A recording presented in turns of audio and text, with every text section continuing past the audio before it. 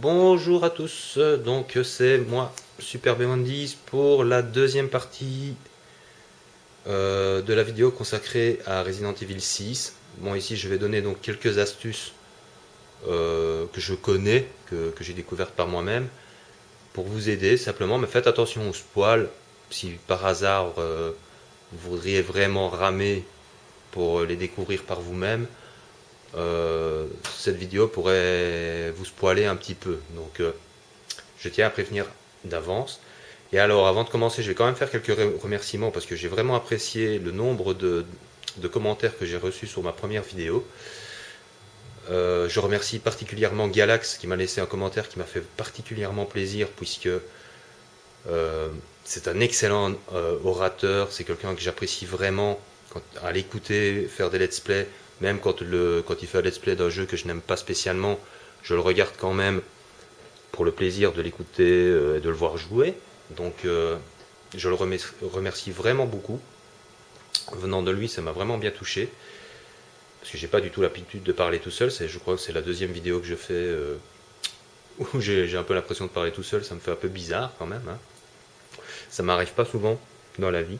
Et en plus, je vois que le temps défile incroyablement vite quand on parle. Donc je continue les remerciements. Je remercie bien évidemment Big bis 61, je sais pas si je prononce bien, pour ton commentaire, Kardak bien sûr, MR13 WDC, je ne sais pas si je prononce bien aussi ton nom, enfin ton pseudo, ça se prononce peut-être Mister 13 WDC. Bah, je te remercie beaucoup. Et je remercie aussi Fresh Production, que je ne connaissais pas et qui m'a laissé un message sympathique. Qui ne s'est pas abonné à ma chaîne, mais ça fait toujours plaisir quand je vois des commentaires, des réactions. C'est aussi pour ça que je fais des vidéos, c'est pour le plaisir et pas pour la quantité. Je ne cherche pas absolument la quantité. Ma chaîne n'est pas faite pour faire des let's play pour l'instant, donc c'est tout à fait normal que je ne cours pas après un nombre d'abonnés, d'abonnements et tout ça, quoi. Mais ça fait plaisir quand je vois qu'il y a une interactivité avec les abonnés que j'ai sur ma chaîne. Donc franchement, je vous remercie tous. Un gros coucou à tous. Donc voilà, donc je vais attaquer les petites astuces qui j'espère pourront vous aider dans certains chapitres ou en tout cas dans l'ensemble du jeu. Je les connais pas toutes, hein. Comme ma vidéo va durer 10 minutes, peut-être que j'aurai pas le temps de vous les dire toutes. Mais voilà, la première astuce que j'ai découverte, c'est par exemple pour la barre d'endurance. Il y a une habilité, vous pouvez acheter une habilité pour augmenter votre barre d'endurance. Mais ce n'est pas spécialement nécessaire, étant donné que il vous suffit de vous coller à un mur quand votre personnage est épuisé. Vous vous collez à un mur et vous verrez que votre barre d'endurance regrimpe presque instantanément. Tandis que si vous ne le faites pas, vous devez patienter un petit moment quand même, hein, on va dire entre 10 et 20 secondes pour récupérer des points d'endurance. Donc voilà, c'est une astuce que j'ai découverte récemment et qui est bien utile, surtout dans la campagne de Chris là, parce qu'il est temps de récupérer de l'endurance assez rapidement. La deuxième astuce qui est assez sympathique, c'est que je joue sur PS3, donc je ne connais pas les touches sur Xbox, pardonnez-moi. Si vous cliquez sur L1 ou R1, enfin vous essayez la touche, un petit peu toutes les touches, mais je suis sûr que c'est soit L1, soit R1, soit L2, soit R2, et carré. En même temps, l'IA combine vos herbes automatiquement. Elle les met dans votre, je crois, il les met dans votre barre de vie sur le côté automatiquement. Donc vous n'aurez pas besoin d'ouvrir votre inventaire pour aller combiner vos herbes et les sélectionner. Je change un petit peu l'image hein, pour voir la belle petite chérie. Je vous conseille d'ailleurs de jouer avec chérie dans sa campagne, parce que pour les emblèmes, vous ne pourrez pas trouver tous les emblèmes si vous jouez avec Jake. Tout simplement parce que, par exemple, dans le chapitre 1, déjà, pour le troisième emblème, il faut que Jake propulse Sherry à un étage supérieur pour trouver le troisième emblème. Donc si vous jouez avec Jake, malheureusement, Sherry n'a pas la force d'envoyer Jake au-dessus enfin à l'étage supérieur, donc vous le ratez. Alors là, ça s'intéresse vraiment, les petites astuces pour ceux qui jouent en mode solo ou qui jouent en duo. Si vous jouez en duo, c'est pas tellement un problème pour trouver les emblèmes puisque votre partenaire pourra les trouver. En revanche, si vous jouez en mode solo, l'IA n'est pas programmée pour prendre les emblèmes. Donc n'hésitez pas à retourner sur vos pas et à faire le chemin qu'a pris votre partenaire pour de temps en temps espérer trouver un emblème. C'est le cas par exemple pour le chapitre 3, pour le quatrième emblème, après avoir fui le requin. Au lieu de passer la grille directement, utilisez Léon pour grimper l'échelle et faire le chemin qu'a fait Elena pour aller chercher l'emblème avant de passer la grille. Parce que si vous passez la grille, c'est foutu. C'est un checkpoint. Donc c'est niqué, vous devrez vous retaper tout le chapitre. Alors là aussi, c'est une astuce que je vous donne pour les emblèmes. Vous n'êtes pas obligé de faire tous les chapitres en entier quand il vous en manque un. Comme ça, enfin évidemment, si c'est le dernier, bon bah là, autant finir le chapitre. Mais si vous manque par exemple le deuxième ou le premier, comme ça, dès que vous l'avez trouvé, vous pouvez, enfin moi je fais par prudence quand même d'attendre un checkpoint, mais vous pouvez quitter alors le chapitre et l'emblème sera comptabilisé dans votre collection. Donc ça c'est une bonne chose parce que comme les chapitres sont relativement longs, si à chaque fois vous devez vous taper un chapitre entier pour espérer trouver un emblème manquant, ça peut être chiant. Donc voilà, ça c'est une bonne petite astuce que j'ai trouvée aussi. On peut quitter, c'est comptabilisé, donc ne vous tracassez pas pour ça. C'est déjà une bonne chose. Il y avait autre chose que je voulais dire par rapport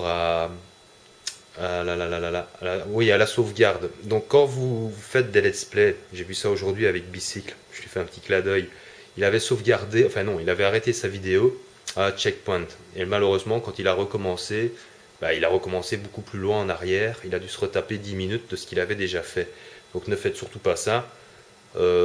Attendez toujours de couper votre vidéo après un chargement, après une sauvegarde. Pas après un checkpoint. Parce que ça, il faut le savoir. Moi, je ne le savais pas. J'ai découverte aujourd'hui cette astuce en fait en regardant l'excellent let's play. Je tiens à le préciser, hein, même s'il est très lent. J'apprécie quand même sa narration et le fait qu'il cherche un petit peu de tout.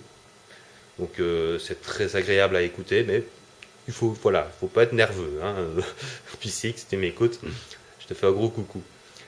Alors, qu'est-ce que je pourrais dire donc pour terminer un petit peu? Oui, je vais donner une astuce qui est un spoil. Alors attention, sur le chapitre 2 que je viens de faire avec Chéri et Jake, dans le chapitre 2, qui est excellent mais qui est extrêmement stressant, parce que vous avez un boss qui vous tue d'un coup si à chaque fois si vous ne faites pas ce qu'il faut faire en fait. Donc attention au spoil, mais je pense que ça va vous aider parce que moi j'ai ramé j'ai ragé d'ailleurs, pendant plus de 20 minutes pour comprendre comment il fallait faire pour réussir à passer ces foutus lucioles. J'avais beau tirer dessus avec le sniper, j'avais beau utiliser des grenades aveuglantes, rien ne fonctionne. Vous vous faites repérer à chaque fois et si vous n'avez pas le temps de vous cacher dans des bennes à ordures, un petit clin d'œil à Resident Evil 4, à Ashley Graham, qu'on cachait dans des poubelles, si vous vous souvenez, c'est pour ceux qui ont fait le Resident Evil 4. Ici, c'est vous qui vous cachez dans des poubelles. Le problème, c'est que vous pouvez vous cacher que 2 fois grand maximum. Et la 3e fois, il vous trouve et il vous tue. Donc le truc, l'astuce pour tuer les lucioles, pour ne pas vous faire repérer, il fallait y penser. Moi, j'ai mis beaucoup de temps avant de le trouver. Comme ça, c'est de tout simplement attendre qu'elle vous tourne le dos, vous foncez sur elle et vous les tuez avec soit le couteau de Jake, soit avec la matraque électrique de Chéri.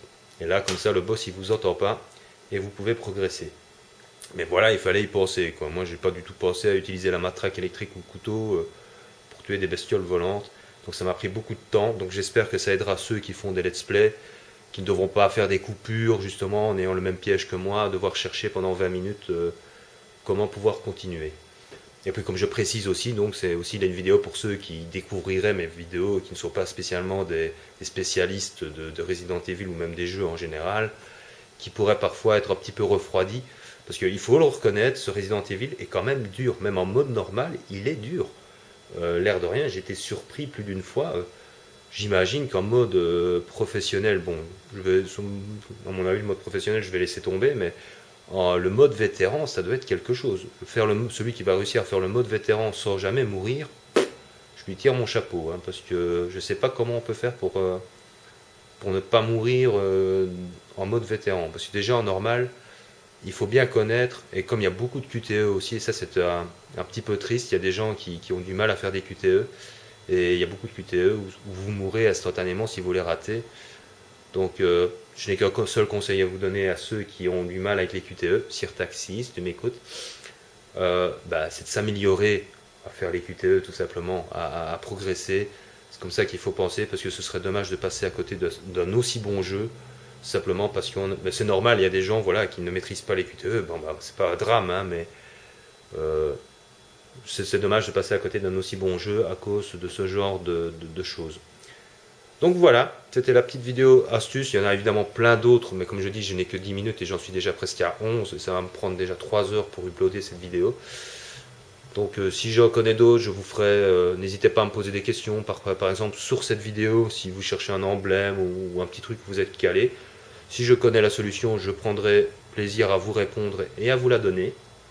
Et moi, je vous donne rendez-vous bientôt pour une autre vidéo, mais qui sera consacrée à un film. J'ai envie de faire une sorte de vidéo test sur un film.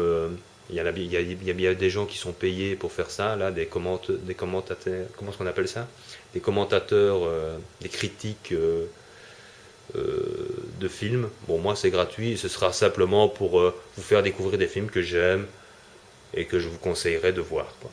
Donc je vous salue tous, je vous remercie encore grandement. J'espère que les petites astuces que j'ai données vous seront utiles et vous feront plaisir. Et je vous dis à très bientôt.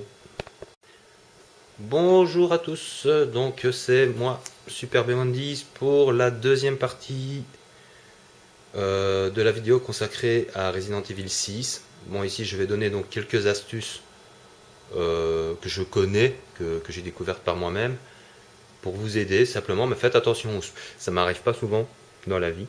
Et en plus, je vois que le temps défile incroyablement vite quand on parle. Donc je continue les remerciements. Je remercie bien évidemment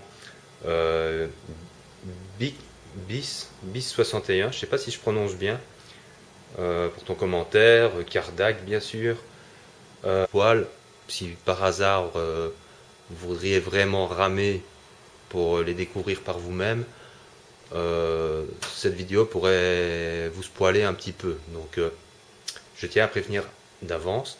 Et alors avant de commencer, je vais quand même faire quelques remerciements parce que j'ai vraiment apprécié le nombre de comme on regarde quand même pour le plaisir de l'écouter et de le voir jouer. Donc je le remercie vraiment beaucoup. Venant de lui, ça m'a vraiment bien touché. Parce que j'ai pas du tout l'habitude de parler tout seul. Je crois que c'est la deuxième vidéo que je fais où j'ai un peu l'impression de parler tout seul. Ça me fait un peu bizarre quand même, hein. Commentaire que j'ai reçu sur ma première vidéo. Je remercie particulièrement Galax qui m'a laissé un commentaire qui m'a fait particulièrement plaisir puisque c'est un excellent orateur, c'est quelqu'un que j'apprécie vraiment à l'écouter, faire des let's play, même quand il fait un let's play d'un jeu que je n'aime pas spécialement, je le